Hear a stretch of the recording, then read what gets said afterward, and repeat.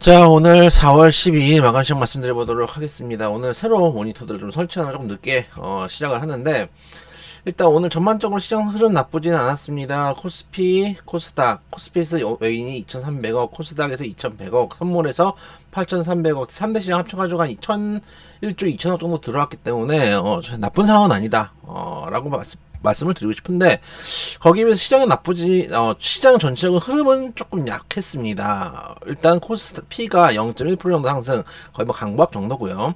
코스닥이 0.93% 하락이었습니다. 왜 그렇겠습니까? 에코프로 시리즈들이 이제 조정을 주고 있기 때문입니다. 에코프로가 오늘 16.78%가 17% 정도 빠졌고, 지금 시간 내에서도 3%가 넘게 빠지고 있기 때문에 거의 한 21% 정도 하루에 빠졌다고 봐도 무방합니다. 아니, 이제까지 맨날 올랐는데 이 정도 20% 빠질 수 있지 않냐라고 생각할지 모르겠지만, 이 고점에 매달려 있는 분들 생각해 보세요.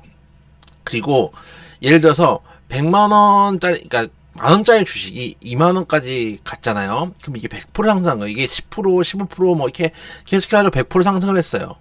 근데 여기서 만약에 2만원 됐을 때 50%를 빼잖아요. 그러면은 만원 되는 거예요. 그러니까 그만큼 주식에서 돈 벌기가 힘든 거예요. 수익을 올리는 속도가 손실을 보는 속도보다 훨씬 더 빨라야 돼요. 그런 점에서 30%, 20% 넘는 가까운 하락은 확실히 조금 아프다라고 볼 수 있고, 말씀드렸지만은 가는 종목들은 반드시 되돌림이 나옵니다. 물론 여기서 에코프로 끝났냐? 그러면 그렇진 않을 겁니다. 큰 손들이 이만큼 들어왔기 때문에 원샷에 다 던지기 힘들 겁니다. 그렇기 때문에 아마 21선 한번 눌림목 주고 다시 타고 갈 수도 있어요.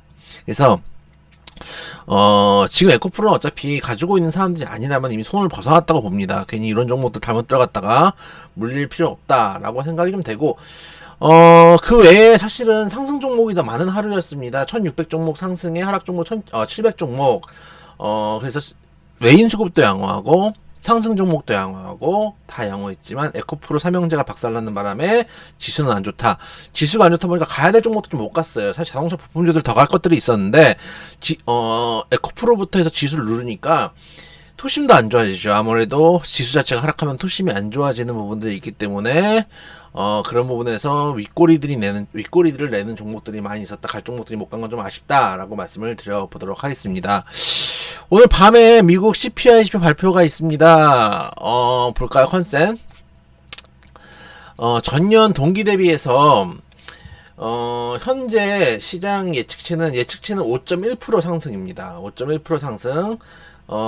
미국 소비자 물가 CPI 전년 대비 5.1% 상승입니다. 지난달에는 6% 상승을 했는데, 사실 컨센을 너무 낮게 잡은 것 같기도 해요. 근데 이번에 이제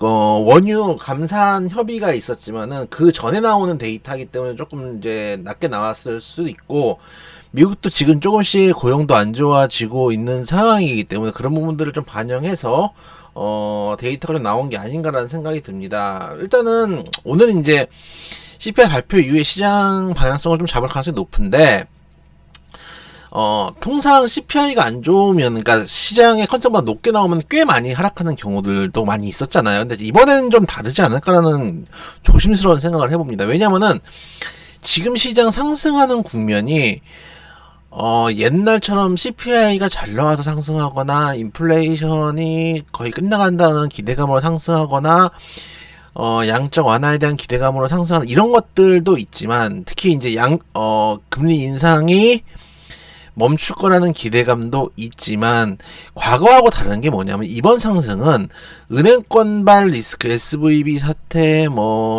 시그니처 뱅크, CS 뱅크 이런 은행의 시스템 리스크를 밟고 올라온 거거든요. 그 시장이 되게 위험에 무뎌져 있을 수도 있다고 생각이 돼서, 평소에 CPI 발표하는 것보다는 이번 발표가 만약에 시장 예측치에 부합해서 5.1에서 5.2, 5.3까지도 괜찮을 것 같아요. 그 정도까지 나오면 대단히 빠르게 올라올 수도 있다고 생각이 되고, 만약에 생각보다 높게 나온다, 5.4, 5.5 이렇게 나온다고 해도 시장이 크게 흔들리지는 않을 것 같아요. 왜냐면 은행발 리스크를 이미 맛봤기 때문입니다. 그렇기 때문에 더 이상 연준에서 금리를 가파르게 오르지 못할 거라는 믿음이 철석같이 존재하죠. 그래서 계속 금리를 빠르게 올린다면은 국채금리 같이 상승하죠. 국채금리 같이 상승하면 국채 가격이 하락하고 국채 가격이 하락하면은 은행의 자본들이 안 좋아지죠. 유동성이 축소되게 되겠죠. 그런 측면들을 생각했을 때 시장에서 CPI가 크게 깨지지 않는다면은 꾸준히 아직도 탄력적인 모습을 보여주지 않을까라고 생각은 합니다. 당분간. 그래서 말씀드리지만 저는 번지 점프대 좀 만들고 있다고 생각하거든요. 한번 부서질 것 같아요. 근데 지금 그러니까 부서지는 것도 잘 각을 잡아야 됩니다. 그러니까 최근에 개인 투자자들이 제일 많이 산 것 중에 하나가 인버스거든요. 그러니까 인버스는 지금 계속 손실 보면서 인버스 물 타면서 가는 거예요.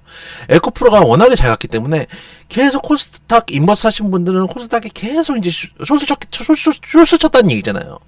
그래서 물 타면서 가는 거예요. 손실을 계속 키우면서 가는 거예요.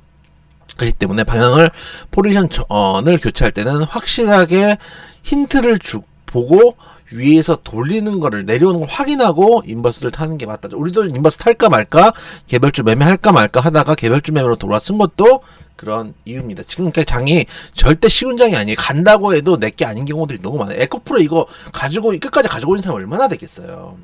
그런 것들 좀 생각해 보시면 좋겠다. 그래서 어느 정도 위기에 특화되어 있는 장세기 때문에 오늘 CPI 발표 이후에도 시장이 탄력은 좀 이룰지는 모르겠지만 그래도 상승 추세 이어가지 않을까 생각이 들고, 오히려 저는 CPI가 과도하게만 4%대가 나올까 걱정이 돼요. CPI 낮게 나오면 좋은 거 아닌가? 인플레이션 잡았다는 거 아닌가요? 그럴 수도 있는데 지금 경기 침체로, 그러니까 이게 어제까지는 인플레이션이 우려였다가 순식간에 디플레이션 얘기 나와버릴 수도 있거든요. 근데 인플레이션보다는 디플레이션이 안 좋은 거예요.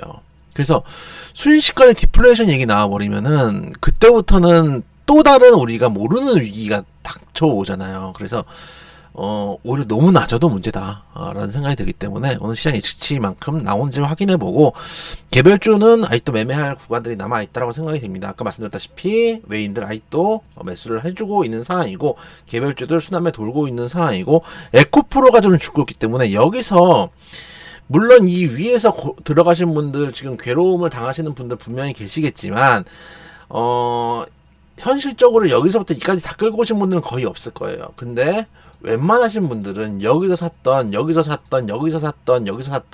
몇 프로라도 먹고 나올 가능성이 높거든요. 그러면 그 자금들이 다른 종목들로 흘러갈 거 아니에요.